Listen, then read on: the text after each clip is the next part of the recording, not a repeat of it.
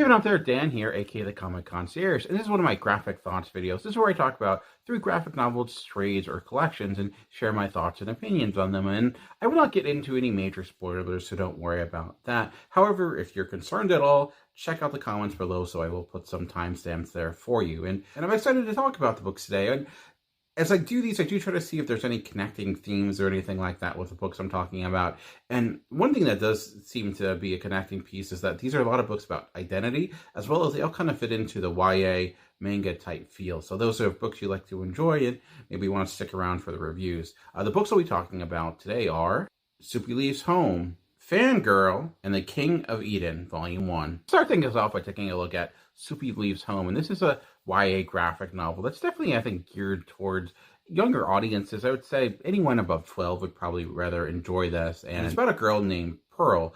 This takes place around the time of the Great Depression. Pearl is being abused by her father, and she kind of goes on the run. We first meet her, and she's disheveled, she's upset, and she's like walking around town trying to figure out what to do. She puts on a hat, she's walking around, and she runs into this hobo, Ramshackle, who's talking to him.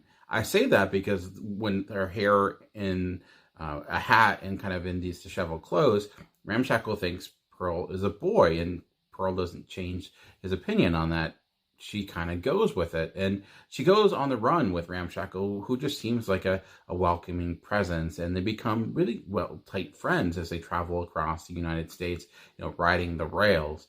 And it's a great kind of look at that time. It romanticizes that time a bit in the sense of not necessarily getting into the real realism of some things that happened, but it does tie into the actual history a lot. Like, there's some cool tidbits about the different languages of the hobos, their rules and regulations, and the things like the signals and symbols they would use and put on doors and fences to talk to one another, so they would know if this is a house they should stay away from. Is this a person that they can go to for help? And that aspect of help, I think, is a key thing throughout this. To me, it's just a book about the power of kindness in a way, as well as, Pearl trying to find her identity. She eventually gets the nickname Soupy because it's something she really enjoys doing. And you do see that, life is not easy for them. They do have to scrounge for food, and there are occasional bad things that happen to people. People do get murdered and stabbed. It's very dangerous. They have to run away from the security that work on the rails as well. Even though the fact that danger is not there all the time, you know that this isn't necessarily the greatest life in the world. But for Pearl, it is an escape, or for Soupy, it is certainly an escape. And she is forming a bond with Ramshackle and the other individuals along the way.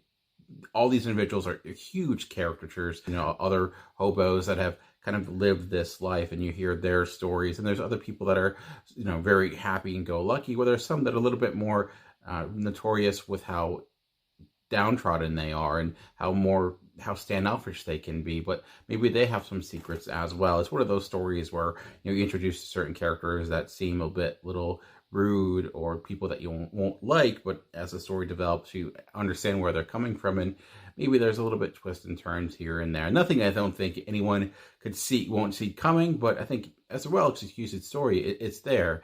I really enjoyed this, mostly because I did enjoy these characters. I did enjoy kind of this look at this time. If I did have a complaint, like I said, I do think it does oversimplify this tale a bit, but you do see there's a lot of tragedy here. Like, we do learn about Ramshackle and what he's running from, and that idea of, can you go home again when you've done some bad things? Like, Ramshackle seems like a very nice guy, and he's very helpful, and he does all these wonderful things, but then you learn what he's done and why he's there, and you realize, well, yeah, like, looking at the perspective of his family and the choices that he's made a lot of choices that are hurting people, that will forever hurt people. So can you still forgive him? Is this the right decision for him, because it's just something he has to do?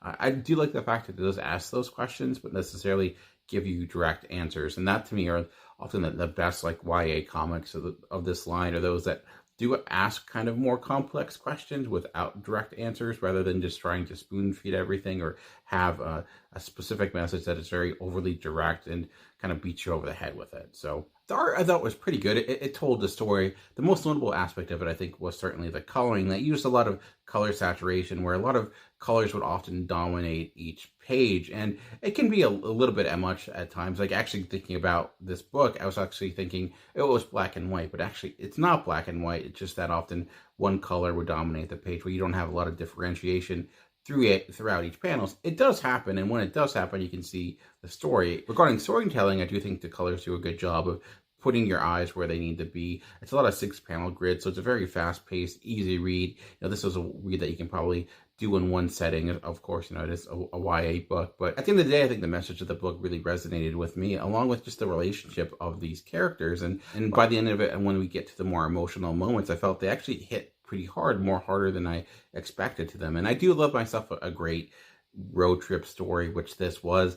I don't think it really utilizes like the locations all that well, so you never really get a sense of space or time per se. You spend most of the time on the tracks or like in the woods. So if you love this time period and are interested just to see like, oh, how does like San Francisco look during this time, I don't think it necessarily does that a lot with the art. Everything looks kind of just generic in that way, but most of the attention was placed on the characters and things of that nature. It may not be a book for everyone, because I don't feel like this is a book that's trying to go out and impress you with each and every page, in the sense of it's just letting you stay with these characters, and a lot of the conflict doesn't really come till the end, and you have this continuous conflict of Pearl and can she go home, but there are little bits at the end that kind of hit when the climax does, although the climax I think is not necessarily to the excitement level some might expect with a book like this. It's not necessarily the important thing. This is definitely an example of where the journey is the story, not necessarily the destination. Although when we do get to the destination, I think it's well earned, and it was the rightful end for this story. All right, let's get to the next book I wanted to talk about, which is Fangirl. And this book is actually an adaptation of a novel by Rainbow Rowell, who is currently doing the Runaways run, which is actually why I picked this up and I wanted to read it, because I've actually been enjoying that run a good amount. And I will say, as someone who has not read the novel that this is adapting from, I do see some consistency in the way it approaches characters and drama with Runaways in this. So if you've been enjoying that run like myself, you may want to check this out as well, because this is not a superhero story. These are not people with superpowers, but it is very much a human drama, which I think is the biggest and best part of that Runaways run currently. And this is written by Sam Meggs with art by Gammy Dom, and neither are creators I know a lot about. And when you look at the art, you can definitely tell there's a manga influence there. And actually, I'm surprised this was not, in the manga format. This reads like a normal Western comic. And this book is about Cather. Yes, Cather is her name, and it explains why that is later in the book. She's just starting college, and she's going through a lot of the trials and tribulations you would expect, starting college for the first time. What makes it a little bit different, though, is the fact she is identical twin, although her identical twin is trying to kind of lead a different life. She's trying to be her own person, although Cather doesn't necessarily feel the same way. They're going to the same college, but they're not staying in the same dorm, which is kind of bugging her a bit. And she definitely has a certain lifestyle that she likes to live. She's very much like an introvert that doesn't necessarily like to go out of her comfort zone. She finds escape in things like manga, which is why this is called Fangirl. She's actually a pretty renowned writer of fan fiction of one of her favorite mangas. And I mentioned these books often have a connection to identity, the books I'm talking about today. This one has the strongest aspect of it, because what you see is that her identity up to this point has really been defined by other things, her relationship to other things, whether it be her father, whether it be her sister, or her admiration to properties like the manga that she's about. She thinks she has a better understanding of the world than she really does, so she feels like she's already kind of been defined as a person. But what we see is that chipped away bit by bit, and she kind of goes through the motions for certain things. For example, like she isn't in a relationship, but it's a relationship that has no passion behind it. They kind of just in a relationship because they're in a relationship. They're long distance and they barely talk. And with college being college, she's growing distant of her past and kind of transitioning into a new life. And I think it's kind of causing conflict within her. She's not willing to let go. And because of that, it's been causing a lot of problems. She's always calling her dad. She's always trying to check in on him. And I just thought it was a kind of, again, another relatable story of just someone trying to find who they are as a person and kind of not wanting to break out of their zone, or that really awkward time of when you first start college and you're not really sure how things go and everyone's new and different. Some people have kind of established friendships and you're kind of on the outside. It's just that life of experimentation and learning and kind of developing new social norms for yourself. And as someone who's not been in college in some time, it was kind of nice just to go back to that time, even if it was vicariously through a book like this. Like this is like I would call like a quaint story, in the sense of the drama here is not high drama, in the sense of not everything is super important. It has an element of realism in that, and the fact that, yeah, she might break up with her boyfriend or fight with her boyfriend, but it's not the end of the world. Things may not go well. Maybe she'll fight with her sister, but it's not like it is this devastating fight when now they're never going to talk to one another again. The drama here is very measured, would be the word that I was using. And I've talked about other mangas where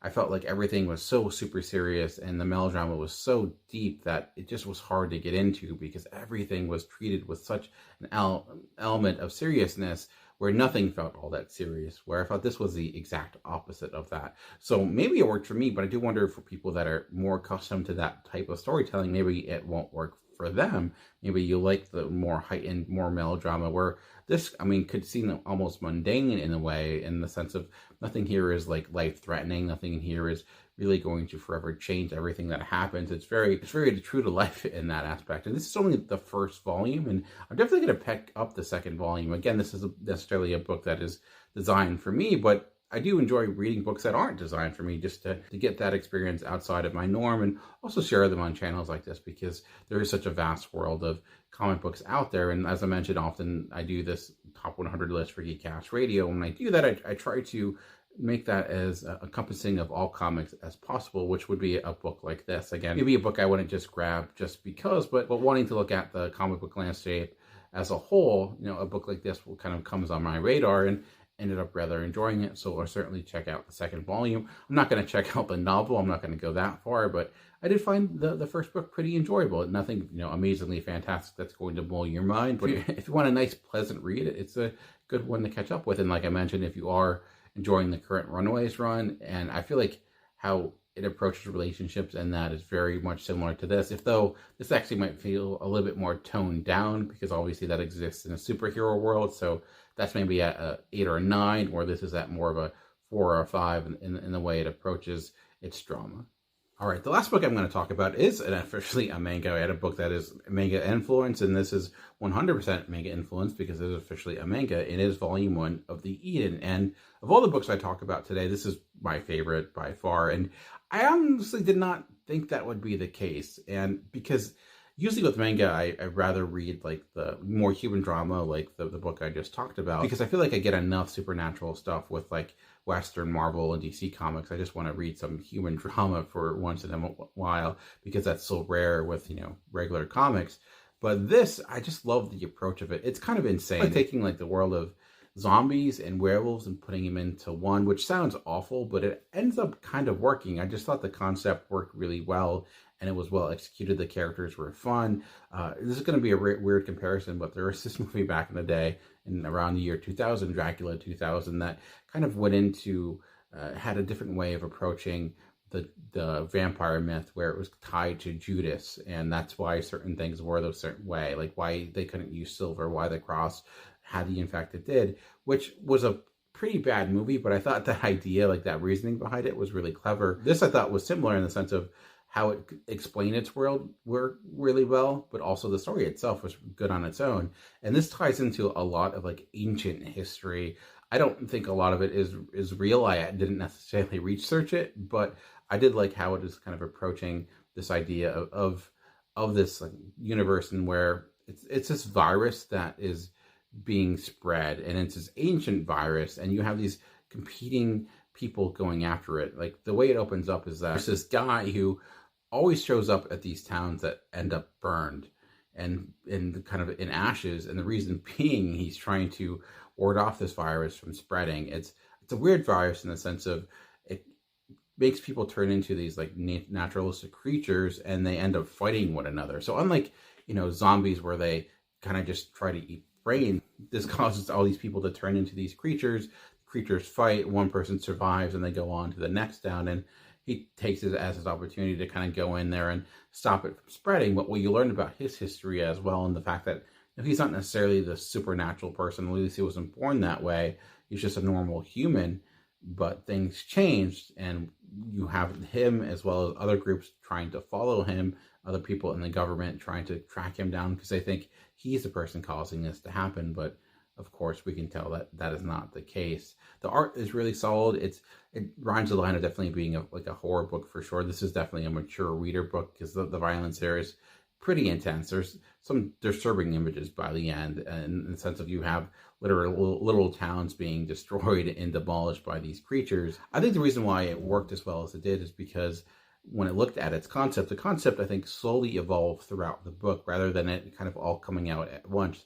You didn't get mountains of exposition, you got bits here and there, and you got to see things in action, and you learn through osmosis how this stuff works before it like kind of being overly explained to you. And when you combine just clever ideas with things that are well executed, you end up with a really solid book. So if you do enjoy books of this nature, like your zombie tales, or The Stand, the other stories about people fighting mystical monsters that are with a more serious tone, I think you'll really enjoy this. I'm definitely picking up volume 2. Always with these graphic thoughts videos, the book I'm talking about are all books I got from the library, and I know I'll probably sound annoying every time I bring this up, but every week I hear more people talking about the cost when it comes to comics, and I think it's also important to put out that you can enjoy the medium and not spend any money. Check out your local library. Of course, if you're privileged enough to have one. I know a lot of people don't because of a number of different factors from COVID or just financial reasons where a lot of libraries shut down.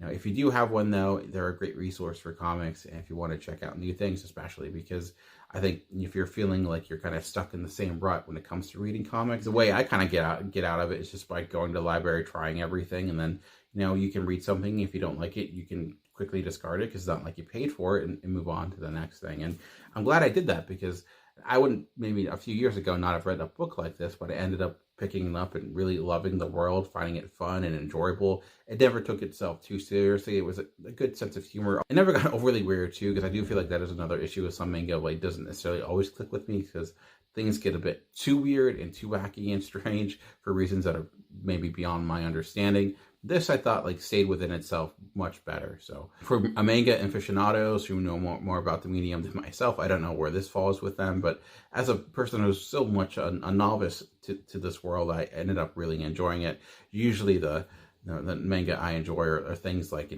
Downfall that came out last year, which is about a writer dealing with his past demons. And then you get a book like, King of Eden, which is people actually fighting demons. And that can be fun too. So there you go. 3 books that I mostly enjoyed. Like I said, this one I enjoyed the most, and Soupy Leaves Home, and then Fangirl is certainly a fun, quaint little read that I think a good amount of people will enjoy as well. So I always like doing these videos when it's about books I like. They're much more fun to talk about than books I don't. So there you go. All right, well, that's it for me for this week. Thank you for checking out this video. I know there's so many videos out there that cover comics. I appreciate it if anyone that's able to take the time to watch mine and leave any feedback. That's always fantastic. Well, just remember, comics are for everyone. The key is finding the right one. Until next time, keep reading.